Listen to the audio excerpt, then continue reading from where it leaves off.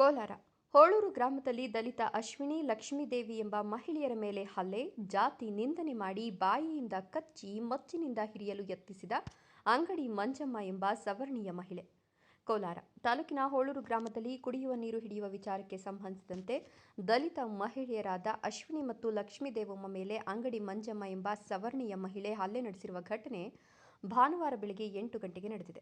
ಜಾತಿ ಹೆಸರಿನಲ್ಲಿ ನಿಂದಿಸಿ ಮಚ್ಚಿನಿಂದ ಹಲ್ಲೆಗೆ ಯತ್ನಿಸಿ ಗಂಭೀರವಾಗಿ ಬಾಯಿಯಿಂದ ಕಚ್ಚಿ ಗಾಯಗೊಳಿಸಿರುವ ಆರೋಪ ಕೇಳಿಬಂದಿದೆ.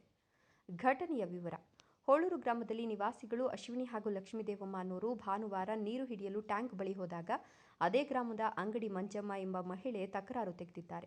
ಕ್ಷುಲ್ಲಕ ಕಾರಣಕ್ಕೆ ಗಲಾಟೆ ಆರಂಭಿಸಿದ ಮಂಜಮ್ಮ ಅಶ್ವಿನಿ ಹಾಗೂ ಲಕ್ಷ್ಮೀದೇವಿಯವರನ್ನ ಜಾತಿ ಹೆಸರಿನಲ್ಲಿ ಕೆಟ್ಟದಾಗಿ ನಿಂದಿಸಿದ್ದಲ್ಲದೆ ಬಾಯಿಯಿಂದ ಕಚ್ಚಿ ಗಾಯ ಮಾಡಿ ಮಚ್ಚು ಹಿಡಿದು ಜೀವ ಬೆದರಿಕೆ ಹಾಕಿದ್ದಾರೆ. ಸ್ಥಳೀಯರು ಮಧ್ಯ ಪ್ರವೇಶಿಸಿ ಮಚ್ಚನ್ನು ಕಸಿದುಕೊಂಡು ಆಕ್ರೋಶಗೊಂಡ ಮಂಜಮ್ಮ ಅಶ್ವಿನಿಯವರ ಕೈಯನ್ನು 2 ಬಾರಿ ಬಲವಾಗಿ ಕಚ್ಚಿ ಗಾಯಗೊಳಿಸಿದ್ದಾರೆ. ತಕ್ಷಣವೇ ಗಾಯಾಳುಗಳನ್ನು ಆಂಬ್ಯುಲೆನ್ಸ್ ಮೂಲಕ ಕೋಲಾರದ ಸರ್ಕಾರಿ ಆಸ್ಪತ್ರೆಗೆ ದಾಖಲಿಸಲಾಯಿತು. ಮತ್ತೊಂದು ಸುತ್ತಿನ ಹಲ್ಲೆ ಇದಾದ ಕೆಲವೇ ಸಮಯದಲ್ಲಿ ಅಶ್ವಿನಿಯವರ ತಂಗಿ ಆದ ಲಕ್ಷ್ಮೀದೇವಮ್ಮ ಎಂಬ ಮಹಿಳೆ ನಡೆದುಕೊಂಡು ಹೋಗ್ತಿದ್ದಾಗ ರಸ್ತೆಗೆ ಮುಳ್ಳು ಹಾಕಿ ತಡೆದು ಮಂಜಮ್ಮ ಮತ್ತು ತಂಡದವರು ಮತ್ತೆ ಗಲಾಟೆ ಆರಂಭಿಸಿದ್ದಾರೆ. ಲಕ್ಷ್ಮೀದೇವಮ್ಮ ಅವರಿಗೆ ಈ ಹಿಂದೆ ಶಸ್ತ್ರಚಿಕಿತ್ಸೆಯಾಗಿದ್ದರೂ ಸಹ ಕಿಂಚಿತ್ತೂ ದಯೆ ಇಲ್ಲದೆ ಅವರ ಹೊಟ್ಟೆಗೆ ಕಾಲಿನಿಂದ ಒದ್ದು ದೌರ್ಜನ್ಯ ಎಸಗಲಾಗಿದೆ ಎನ್ನಲಾಗಿದೆ. ಅವರ ಕೊರಳಿನಲ್ಲಿದ್ದ ತಾಲಿ ಸರವನ್ನು ಕಿತ್ತು ಎಸೆದಿದ್ದು ಹಲ್ಲೆಯ ತೀವ್ರತೆಗೆ ಲಕ್ಷ್ಮೀದೇವಮ್ಮ ಪ್ರಜ್ಞೆ ತಪ್ಪಿ ಬಿದ್ದಿದ್ದಾರೆ. ಅಮಾನವೀಯ ನಡವಳಿಕೆ. ಗಾಯಾಳುಗಳನ್ನು ಆಸ್ಪತ್ರೆಗೆ ಕರೆದೊಯ್ಯಲು ಬಂದ ಆಟೋ ಚಾಲಕನಿಗೂ ಮಂಜಮ್ಮನ ಮಗ ಅರ್ಜುನ ರೆಡ್ಡಿ ಎಂಬ ವ್ಯಕ್ತಿ ಆಟೋ ಚಾಲಕನನ್ನ ರಸ್ತೆಯಲ್ಲೇ ತಡೆದು ನಿನಗೆ ಇವರು ಏನು ಸಂಬಂಧ ಅಂತ ಪ್ರಶ್ನಿಸಿ ಆತನ ಮೇಲೆಯೂ ಹಲ್ಲೆ ಮಾಡಲಾಗಿದೆ ಅಂತ ಸಂತ್ರಸ್ತರು ಆರೋಪಿಸಿದ್ದಾರೆ. ನ್ಯಾಯಕ್ಕಾಗಿ ಆಗ್ರಹ. ಸದ್ಯ ಇಬ್ಬರು ಮಹಿಳೆಯರು ಕೋಲಾರದ ಎಸ್ಎನ್ಆರ್ ಆಸ್ಪತ್ರೆಯಲ್ಲಿ ಚಿಕಿತ್ಸೆ ಪಡೆದಿದ್ದಾರೆ. ಈ ಸಂಬಂಧ ಈಗಾಗಲೇ ಪೊಲೀಸ್ ಠಾಣೆಯಲ್ಲಿ ದೂರು ದಾಖಲಾಗಿದ್ದು ಆರೋಪಿ ಅಂಗಡಿ ಮಂಜಮ್ಮ ಅವರನ್ನು ಕೂಡಲೇ ಬಂಧಿಸಬೇಕು ಮತ್ತು ದಲಿತ ಮಹಿಳೆಯರಿಗೆ ಸೂಕ್ತ ನ್ಯಾಯ ಹಾಗೂ ರಕ್ಷಣೆ ಒದಗಿಸಬೇಕು ಅಂತ ದಲಿತ ಮುಖಂಡರು ಮತ್ತು ಸಂತ್ರಸ್ತ ಕುಟುಂಬದವರು ಜಿಲ್ಲಾಡಳಿತ ಹಾಗೂ ಪೊಲೀಸ್ ಇಲಾಖೆಯನ್ನು ಒತ್ತಾಯಿಸಿದ್ದಾರೆ. ಇನ್ನು ಪೊಲೀಸರು ಪ್ರಕರಣ ದಾಖಲಿಸಿಕೊಂಡು ಮುಂದಿನ ತನಿಖೆ ಕೈಗೊಂಡಿದ್ದಾರೆ.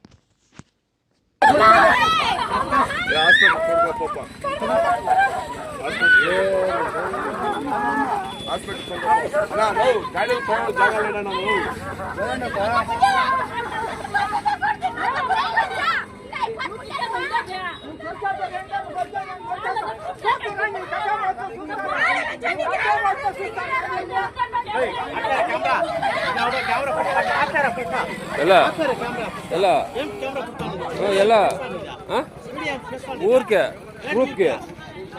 ప్రూఫ్ చేస్తాండి.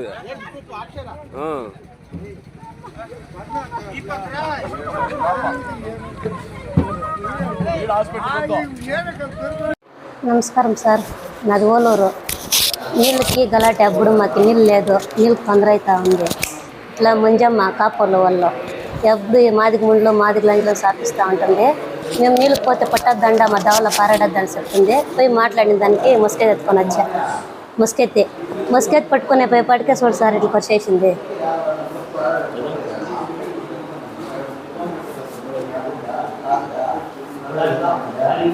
మేము కూలి నాలి చేసాం సార్. పొద్దునే పోతే మా సరికి వస్తాము.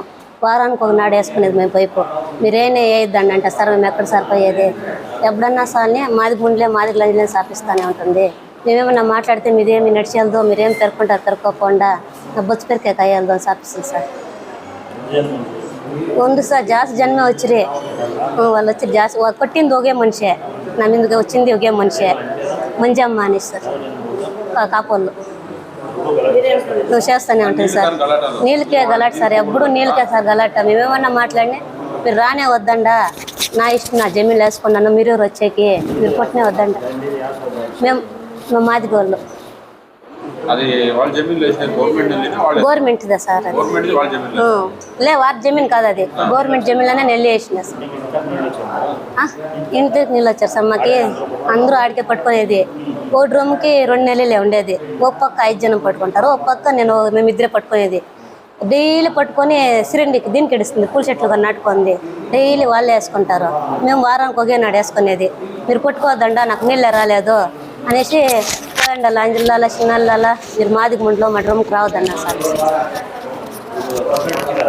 ఇంకా లేదు సార్. నిన్న అడ్మిట్ అయ్యిండం వచ్చే, నిన్నటి ఇంకా ఈడే ఎస్ఎన్ఆర్లోనే అడ్మిట్ అయింది.